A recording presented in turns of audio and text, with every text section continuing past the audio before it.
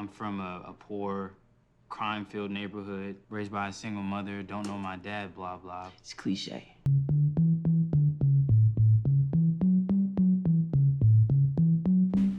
Yeah, first day in school, and tomorrow don't care about the out. Fuck this shit!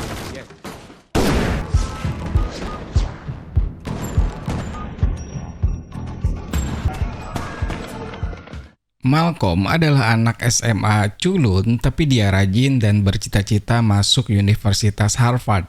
Hidupnya sangat sederhana, jauh dari dunia geng, narkoba, ataupun kekerasan. Tapi semua berubah saat tiba-tiba ada banyak narkoba di tas sekolahnya dan Malcolm diancam untuk menjual seluruh narkoba itu bersama teman-temannya. Malcolm pun belajar meracik, menjual lewat internet hingga main dengan Bitcoin. Malcolm, Jeep, dan Diggy tinggal di daerah Inglewood, California yang sangat terkenal sebagai daerah para gangster dan pengedar narkoba. Meski demikian, mereka adalah murid yang terkenal cerdas dan punya harapan tinggi untuk lanjut kuliah.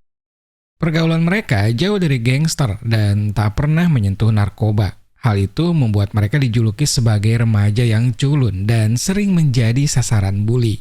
Mereka punya kesamaan selera musik hip-hop, khususnya grup yang muncul di era tahun 90-an. Setelah jam sekolah selesai, mereka biasa ngeband di ruang musik.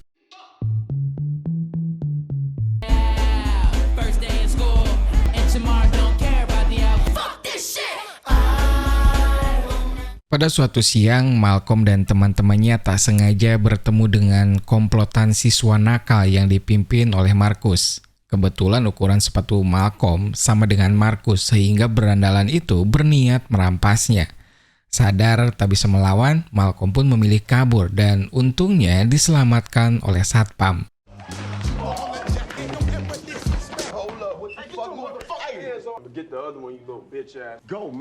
Malcolm punya mimpi berkuliah di Harvard. Itulah kenapa dia selalu menjaga nilainya dan mengikuti tahapan penerimaan yang berlaku di kampus impiannya. Alih-alih membuat esai tentang kehidupan pribadinya sebagai salah satu syarat masuk Harvard, Malcolm malah menulis karir musisi hip-hop Ice Cube. Pak Bailey sebagai konselor tak setuju dengan esai itu dan menyuruh Malcolm mengubahnya. Namun Malcolm kekeh kalau esainya akan membuatnya diterima. Selain menyelesaikan esai, Malcolm juga harus mendapatkan rekomendasi dari alumni sekolahnya yang juga alumni Harvard. Pak Bailey kemudian mengatur wawancara dengan pengusaha lokal bernama Austin Jacoby. Jacoby check cashing? Harvard, really? They don't all go on to be president. Saat perjalanan pulang, jalur yang biasa dilewati Malcolm dan teman-temannya sedang ditutup karena dipakai syuting seorang rapper lokal. Mereka pun terpaksa melewati jalur yang dikenal sebagai lingkungan para pengedar narkoba. Hari itu guys, ada dua pria sengaja mengejar Malcolm dan sahabatnya. Untung saja Jeep dan Diggy berhasil lolos, namun Malcolm tertinggal dan dipanggil oleh Dominic, salah satu ketua gangster di daerah itu. Yo man, what's your name, little nigga? It's Malcolm. Dom hanya meminta Malcolm untuk menyampaikan pesan kepada Nakia, seorang perempuan yang ditaksir oleh Dom. Saat tiba di rumah Nakia, Malcolm sempat mengajari Nakia yang sedang kesulitan mengerjakan tugas matematika. Setelah Malcolm membantu mengerjakan beberapa soal, dia pun mengatakan kalau Dom meminta Nakia untuk datang ke pesta ulang tahunnya. Siapa sangka Nakia bersedia datang, namun dengan syarat Malcolm juga harus ikut. Said he really loved the pleasure of your company. That nigga did not say that. Well, I'll go if you go. I'll save you a dance. Awalnya Malcolm malas karena yakin akan banyak narkoba, namun Jeep dan Diggy membujuk Malcolm dengan alasan agar punya pengalaman keren sebelum lulus SMA. Setelah dibujuk beberapa kali, akhirnya Malcolm pun mau. Karena ulang tahun Dom dirayakan di klub malam, Malcolm dan teman-temannya dilarang masuk karena masih di bawah umur. Untungnya, Malcolm punya ide, yaitu masuk lewat samping dan berpura-pura sebagai pemain musik. Di dalam mereka disambut oleh Dom dan diajak minum bersama. Setelah itu mereka sibuk menikmati meriahnya pesta. Saat Jeep dan Diggy fokus dengan minuman dan musik, Malcolm justru terus-terusan memperhatikan Nakia. Tak bisa dibohongi, mata Malcolm menunjukkan kalau dia memendam perasaan terhadap Nakia. Hey, yeah. So you gonna ask me to dance or what?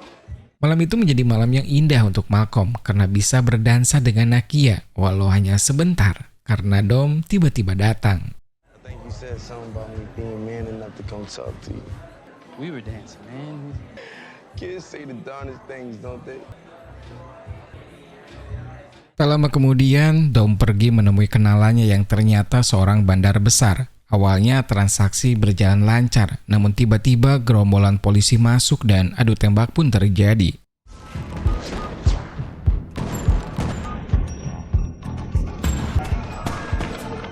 Semua orang panik, mereka berlarian menyelamatkan diri, sedangkan Dom mengamankan narkoba miliknya dengan cara memasukkannya ke dalam tas. Setelah itu, Dom memberikan tas itu sambil menyuruh Malcolm untuk segera pergi dari sana. Karena di luar semakin banyak polisi yang berdatangan, Nakia tidak mau ambil resiko. Ia pun segera mengajak Malcolm pergi dari sana. Sepanjang perjalanan, keduanya mengobrol banyak hal. Malcolm bercerita tentang keinginannya masuk kuliah di Harvard, sementara Nakia mengungkapkan bahwa ia hanya ingin cepat lulus dan bisa hidup di lingkungan yang lebih baik. Keesokan harinya, Malcolm masuk sekolah seperti biasa. Dia sama sekali belum sadar kalau di dalam tasnya tersimpan barang ilegal. Saat melewati pintu masuk, metal detektor sebenarnya sempat berbunyi, namun Malcolm tidak merasa curiga. Begitu juga dengan satpam yang ada di sana. Mereka menganggap alat itu sedang rusak, meski anjing penjaga terus menggonggong. Baru ketika Malcolm sampai di loker dan membuka tasnya, dia pun terkejut seketika ia berlari diikuti teman-temannya. Di dalam tas itu mereka menemukan beberapa paket narkoba dan sebuah pistol. Ketiganya langsung panik dan bingung dari mana barang-barang itu berasal dan siapa pemiliknya. Setelah diingat-ingat, semalam tas itu diberikan oleh Dom dan kemungkinan besar semua itu memang milik Dom. Fucking party. At the party. Don put that shit in my bag. Or take it to the police, yeah. Take it to the police. Are you joking? And a gun. To the fucking police station? It's like 20, 30 keys. I don't know. It's a lot of shit, right? Beberapa detik kemudian tiba-tiba Malcolm mendapatkan telepon dari orang tidak dikenal. Orang itu kemudian mengaku sebagai pemilik narkoba dan meminta agar Malcolm menyerahkannya saat nanti pulang sekolah. Karena diancam, Malcolm pun berniat menuruti perintah itu. Namun tepat saat Malcolm bersiap untuk menemui orang tersebut, ponselnya kembali berdering dan kali ini panggilannya datang dari Dom. Ternyata orang yang sudah menunggu di depan sekolah itu bukanlah anak buah Dom. Menurut Dom, mereka bisa saja anggota geng lain dan Dom menyarankan agar Malcolm segera kabur lalu menemui seorang bernama AJ. As soon as you give him the package, he gonna arrest you. In that case, he'll take the package, kill you. I'm gonna text you this address. Go there, ask for AJ. Nigga, run. Get the fuck out of there, nigga. Run. Go now.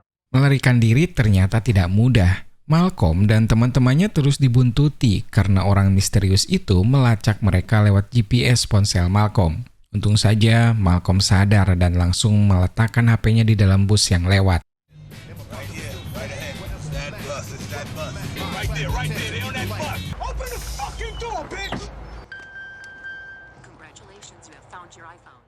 Setelah itu Malcolm mendatangi rumah AJ, namun AJ masih di kantor dan yang ada hanya dua anaknya, Jalil dan Lily. Karena seumuran dan Jalil suka dengan musik, mereka pun menjadi akrab, bahkan Malcolm dan teman-temannya ditawari untuk merekam lagu. Karena AJ tak juga kunjung datang, Jalil mengajak Malcolm dan teman-temannya untuk makan siang. Namun Malcolm menolak dan lebih memilih menunggu bersama Lily. Saat hanya tinggal berdua, Lily merayu Malcolm sampai-sampai Malcolm tak sadar kalau tasnya diambil dan narkobanya dipakai. Karena pengaruh narkoba, Lily berubah liar dan bertindak seenaknya. Di momen inilah Malcolm dibuat lebih panik lagi karena dia baru sadar kalau jadwal wawancara kuliahnya dengan Austin Jacoby akan dimulai dalam 20 menit lagi. Mendengar kalau Malcolm harus cepat-cepat pergi, Lily berubah serius dan berniat mengantar Malcolm. Di lokasi lain, Jalil, Jeep, dan Diggy didatangi dua gangster yang mengejar Malcolm tadi. Kedua orang itu mengancam dan meminta agar narkobanya dikembalikan. I need my shit. Right now, nigga. What the fuck are you even talking about, nigga? You hungry? Look some shit. See, first of all, you do not know me. Jalil yang tak tahu apa-apa tentu saja tak terima. Dia mengeluarkan pistolnya, namun apesnya karena terlalu bertingkah, pistol itu malah mengarah ke kakinya sendiri dan menimbulkan kericuhan di antara para pengunjung restoran.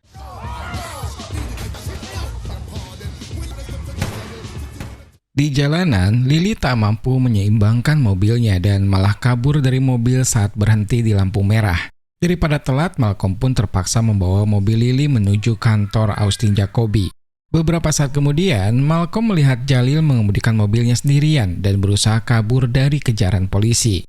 Saat sampai, Malcolm diminta menunggu karena Austin rupanya sedang mengadakan meeting dengan kliennya. Di momen inilah Malcolm melihat foto Dom dan beberapa remaja lain, kemudian ada foto Jalil dan Lily. Malcolm menebak kalau kenalan Dom yang disebut AJ sebenarnya Austin Jacoby. Kemudian setelah bertemu, Malcolm akhirnya tahu kalau AJ mendirikan komunitas remaja namun hanya sebagai kedok karena para remaja di komunitas itu sebagian besar menjalankan bisnis jual beli narkoba. Ketika membahas tentang narkoba titipan dari Dom, AJ langsung menolaknya dan hanya akan menerima jika sudah berbentuk uang. Malcolm tak punya pilihan lain karena AJ mengancam bahkan memastikan kalau sampai Malcolm bertindak macam-macam, maka bisa dipastikan Malcolm tidak akan pernah bisa masuk ke Harvard. Do this, it shows me more about you to make you a man of harm. I want you to get out of the bottoms, and that your family or your friends could get killed at any moment. I'd hate for that to happen to you. Keesokan harinya, Malcolm menceritakan apa yang dialami kepada kedua sahabatnya. Sebagai 3 remaja yang culun dan tak punya geng, mereka pun bingung harus bagaimana untuk menjual narkoba itu tanpa ditangkap polisi. Di tengah perdebatan, Malcolm punya ide untuk menjualnya melalui dark web dan menggunakan Bitcoin sebagai sistem pembayaran.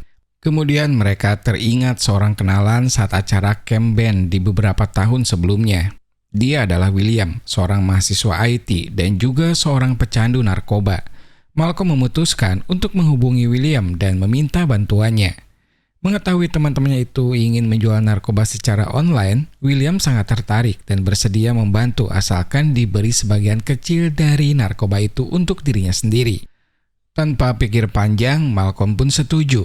Tahapan pertama, William mengajarkan ketiga remaja itu untuk menimbang, menjadikan bubuk narkoba itu menjadi kemasan kecil ataupun kemasan pil. Tahapan kedua adalah memfoto narkoba-narkoba itu demi keperluan konten toko online. Kemudian yang ketiga, William membuatkan akun Bitcoin dan website yang siap pakai untuk menjual narkoba itu. Setelah semuanya siap, William menyerahkan flash disk berisi data penting serta username dan password yang diperlukan Malcolm untuk mulai berjualan. Malcolm memutuskan untuk mengelola toko online-nya di sekolahan. Malcolm mendaftarkan dirinya, Jeep dan Digi mengikuti Google Science Fair sebagai kedok agar diperbolehkan memakai lab science sekolah. Setelah itu, setiap sepulang sekolah, Malcolm dan kedua sahabatnya sibuk di lab itu untuk mulai mengelola toko online. Malcolm menggunakan lab kimia sebagai tempat mengemas dan menimbang narkoba. Kemudian lab komputer yang selalu sepi digunakan untuk mengelola dan mempromosikan toko online. Studio band yang biasa dipakai oleh mereka digunakan untuk mengemas dan menyimpan paket yang siap dikirim.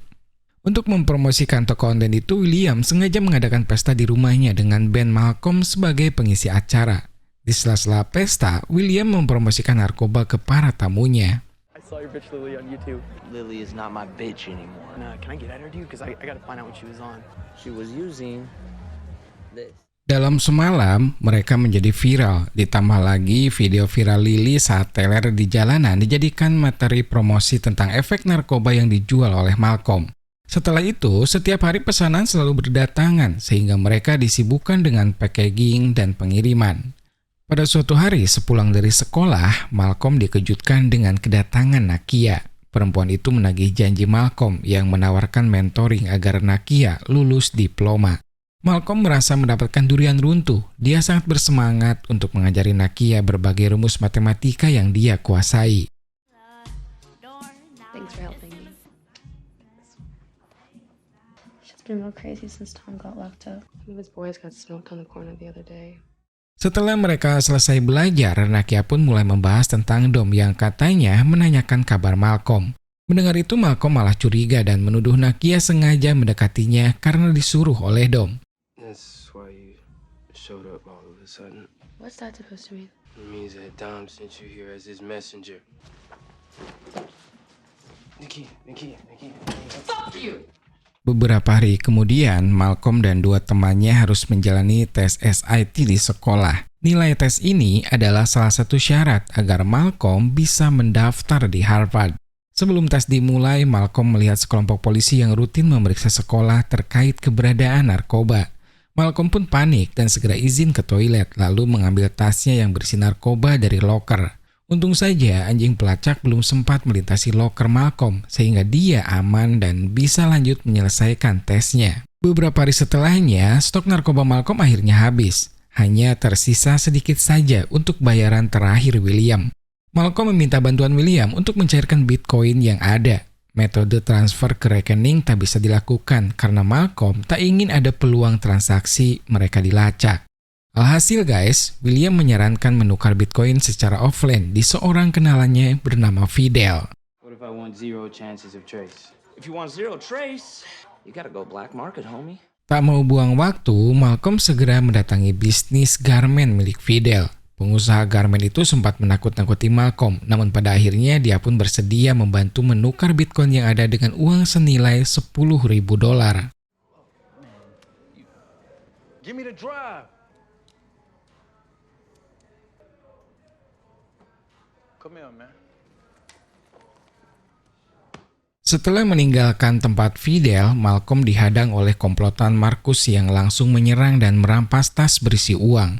Untung saja di tas Malcolm masih ada pistol milik Dom. Malcolm pun langsung menodongkannya ke arah Marcus. Give me the bag. Please, just give me the bag. Why do you want that shit, blood? Keesokan harinya, Malcolm mendatangi kantor AJ dan menyerahkan semua uang yang sudah berhasil dicairkan. Awalnya AJ menolak karena merasa uang itu terlalu sedikit. Namun Malcolm langsung menjelaskan kalau sisanya ada $100.000 dalam bentuk Bitcoin. Awalnya AJ tak percaya dengan semua omongan Malcolm. Kemudian Malcolm menjelaskan kalau identitas pribadi AJ dia gunakan untuk membuka toko online dan akun Bitcoin. Ternyata beberapa minggu sebelumnya, diam-diam Malcolm mengirim William untuk membobol database kantor AJ. Mendengar itu semua, AJ terdiam dan mati langkah. Dia tak bisa lagi mengancam atau memanfaatkan Malcolm. Sebelum pergi, Malcolm meminta AJ menggunakan seluruh kemampuannya agar Malcolm bisa diterima di Harvard. Jika tidak, bukti kepemilikan Bitcoin dan toko narkoba online yang sudah dibuat atas nama AJ akan tersebar. Setelah itu guys, hidup Malcolm berlanjut seperti biasanya. Dia mulai menyusun esainya untuk pendaftaran Harvard. Malcolm menyusun sebuah esai kritik sosial tentang stigma yang kerap diterima anak-anak kulit hitam yang tinggal di lingkungan buruk. Menjelang pesta dansa kelulusan, Malcolm memberanikan diri untuk mengirim pesan ajakan pesta dansa ke Nakia. Namun Nakia tak muncul di malam pesta. Malcolm pun tak sedih karena dia masih punya 2 sahabat terbaiknya. Saat pulang dari pesta, Malcolm mendapati Nakia menunggunya di depan rumah. Nakia sengaja mampir untuk mengucapkan terima kasih karena Nakia lulus ujian diplomanya. Sebelum pamit, Nakia mengajak Malcolm ke pesta lain dan tak lama kemudian Malcolm pun melihat amplop keputusan dari Harvard yang menyatakan kalau dirinya diterima.